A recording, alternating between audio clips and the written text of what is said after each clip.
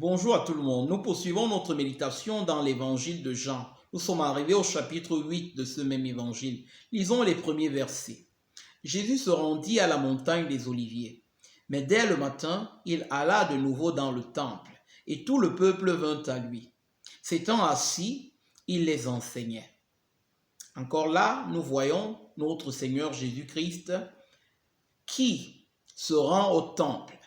Et donc le peuple, soucieux d'en savoir plus de cet enseignement que jusque-là ils n'avaient jamais entendu de la part de leurs chefs religieux, se réunissent autour de notre Seigneur Jésus-Christ pour se faire enseigner par lui, pour connaître, pour écouter les paroles de grâce, de miséricorde, de justice, de vérité qui sortaient de sa bouche. Ailleurs, le peuple témoigne que personne n'avait enseigné auparavant comme lui. Donc, c'est ce qui se passe encore au début de ce chapitre. Au verset 3, donc, les scribes et les pharisiens, comme nous lisons le texte, alors les scribes et les pharisiens amenèrent une femme surprise en adultère. Et la plaçant au milieu du peuple, ils dirent à Jésus, « Maître, cette femme a été surprise en flagrant délit d'adultère. Moïse, dans la loi, nous a ordonné de lapider de telles femmes.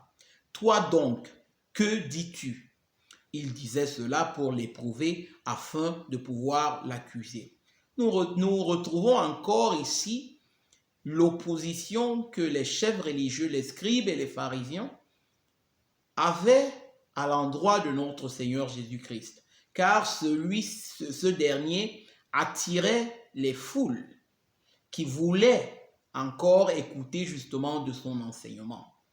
Et donc, ces chefs religieux, à cause de la jalousie qui les animait, à cause du fait qu'ils voyaient leur pouvoir sur le peuple s'effriter peu à peu, continuent à tramer, continuent à manigancer, afin de mettre à l'épreuve notre Seigneur, afin de le décrédibiliser, si l'on puisse dire, s'il le pouvait.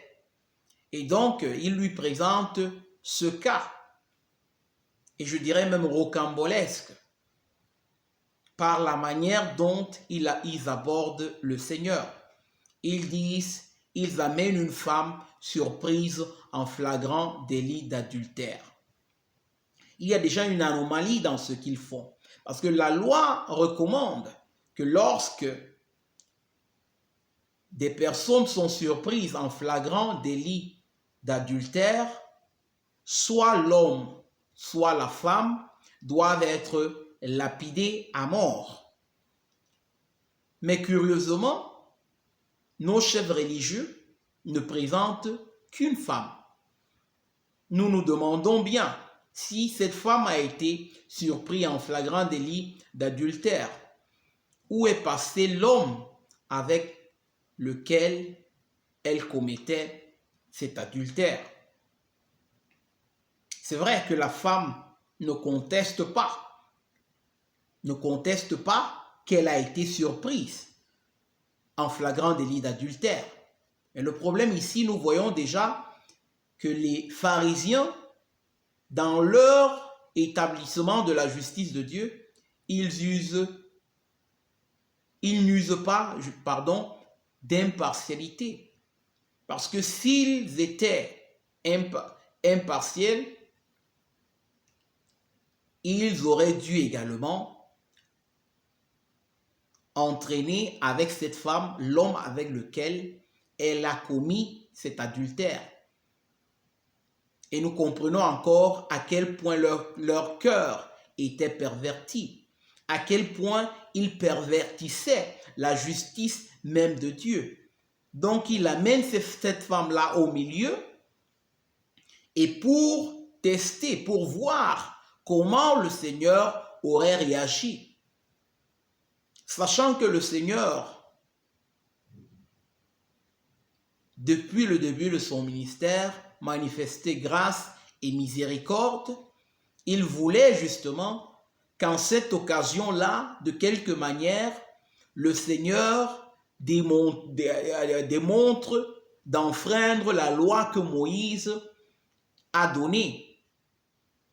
Et comme ça, le peuple le rejetterait parce qu'il ne vient pas de Dieu, parce qu'il ne respecte pas la loi que Moïse a promulguée de la part de Dieu.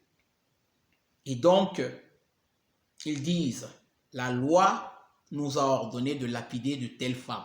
Toi donc, que dis-tu? Au verset 5. Mais Jésus, s'étant baissé, écrivait avec le doigt sur la terre. Et comme ils insistaient au verset 7, et comme ils continuaient à l'interroger, il se releva et leur dit, que celui de vous qui est sans péché jette le premier la pierre contre elle. Le Seigneur ici met ses accusateurs devant la réalité de leur propre cœur, devant la réalité de leur propre condition devant Dieu. Que celui qui est sans péché jette le premier la pierre contre elle. Le Seigneur met ici en évidence le fait qu'ils étaient prêts à condamner cette femme, mais ils ne considéraient pas la gravité de leur propre péché. Qu'ils étaient prêts à pointer du doigt cette femme et la lapider sans réaliser qu'eux également étaient dignes de lapidation, de mort à cause de leur péché, à cause de la corruption de leur cœur.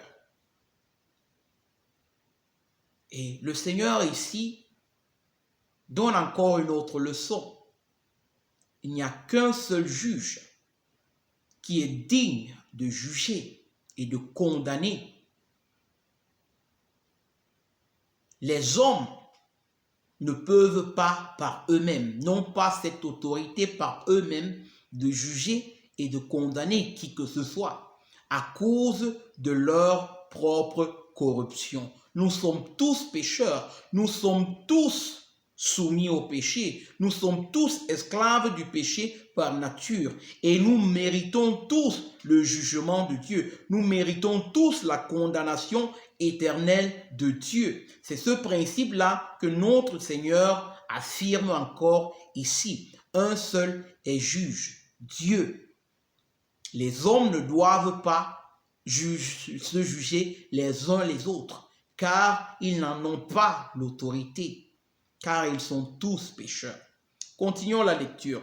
Au verset 8 donc, après que le Seigneur leur dit que celui de vous qui est sans péché jette le premier la pierre contre elle, il s'abaisse et s'étant de nouveau baissé, il écrivait sur la terre.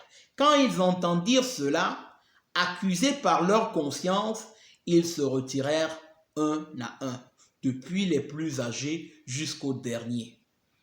Et Jésus resta seul avec la femme qui était là au milieu.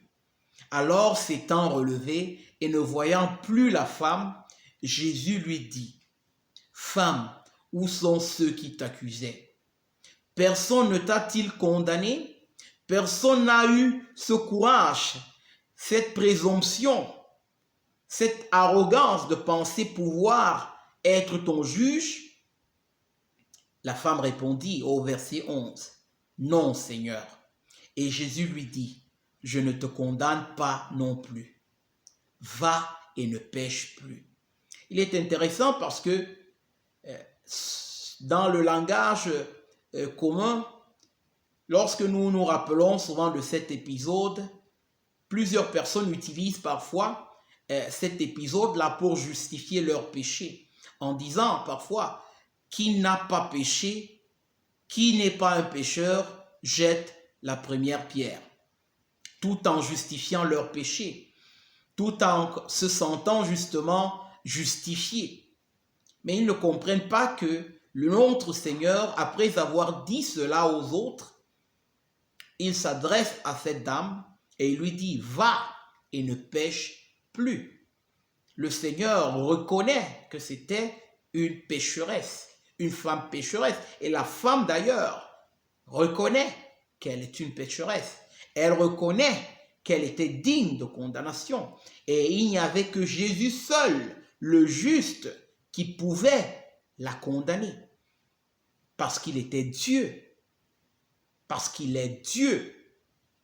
Et encore une fois, notre Seigneur lui manifeste sa miséricorde. Je ne te condamne pas, moi non plus. Va et ne pêche point. Car le Fils de l'homme était venu, non pour perdre en ce moment-là, mais pour offrir sa vie en sacrifice pour le péché, afin que quiconque croit en lui ne périsse point, mais qu'il ait la vie éternelle, le pardon des péchés et une vie nouvelle dirigée par l'Esprit et la parole de Dieu. Et encore cette invitation que notre Seigneur fait à cette dame. Va et ne pêche plus. Repens-toi de tes voies pécheresses. Tourne le dos à ton péché. Remets ta confiance en le Seigneur et tu seras sauvé. Amen.